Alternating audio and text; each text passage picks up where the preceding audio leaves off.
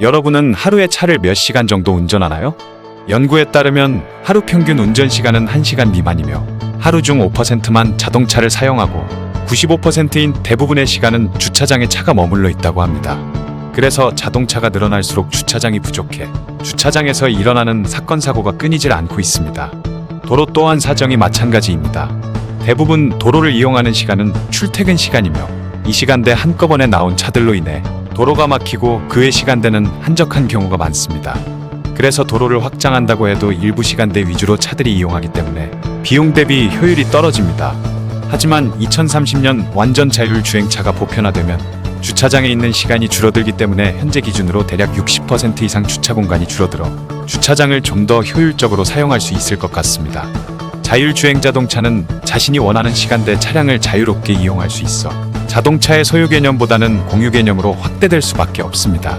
그래서 공유형 자율주행 차량은 목적지에 승객을 내려주고 다음 승객을 탑승 후 이동하기 때문에 자동차를 소유할 필요가 없어 인구수 대비 자동차 수가 크게 줄어들고 주차장에 있는 시간이 줄어들어 기존 주차 공간을 재활용하거나 편의시설 등으로 활용할 가능성이 높습니다.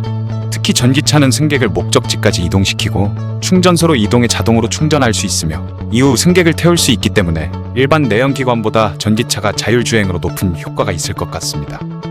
LH토지주택연구원이 2020년 발표한 자율주행 자동차 시대의 주차장 및 도로 변화에 관한 연구에서 자율주행차가 활성화될 경우 최대 93%까지 주차장 면적을 감소시킬 수 있을 것으로 전망했습니다. 특히 주차 공간이 부족한 대도시는 자율주행차가 활성화될 경우 더 이상 주차 공간을 늘릴 필요가 없고 기존 주차 공간도 다양한 용도로 활용할 가능성이 높습니다. 예를 들어 한 아파트의 주차장이 지하 1층, 2층인 경우 주차 공간이 필요 없어짐에 따라 체육시설이나 편의문화 공간으로 바꿔질 수 있다는 분석입니다. 그리고 자율주행 차량 및 택시 등 상용차 보급이 늘어날수록 도로의 사용 빈도는 더욱 늘어날 가능성이 높습니다.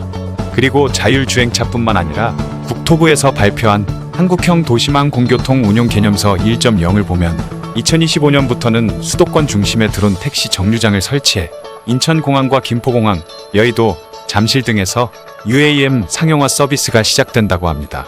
여기서 UAM이란 공상과학 영화에서나 볼 수 있는 수직이 착륙이 가능한 도시명 항공 모빌리티를 의미합니다.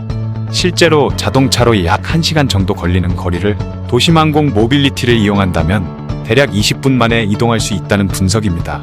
2030년이 되면 수도권 및 광역권 중심에 버티포트를 설치, 수도권 지역에서 광역권 지역으로 UAM 운행이 본격화되고 2035년부터는 전국으로 확대, 택시처럼 어느 곳이든 날아갈 수 있도록 한다는 계획이 담겼습니다.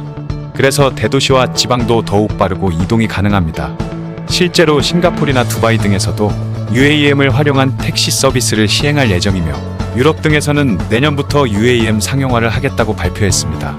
국내도 대기업들이 UAM 개발에 착수했으며 UAM이 보급될수록 기존 도로와 주차장 활용도는 낮아질 수밖에 없습니다.